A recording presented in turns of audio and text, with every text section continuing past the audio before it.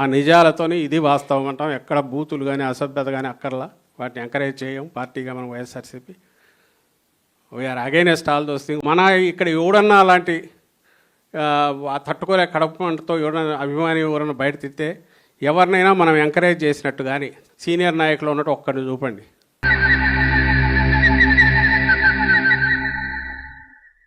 అటు చూడు బే. లక్షలు దేంगे इस वोट చేసే పనిది. లక్షలు దేంगे इस वोट చేసే పనిది. లక్షలు దేంगे इस वोट చేసే పనిది.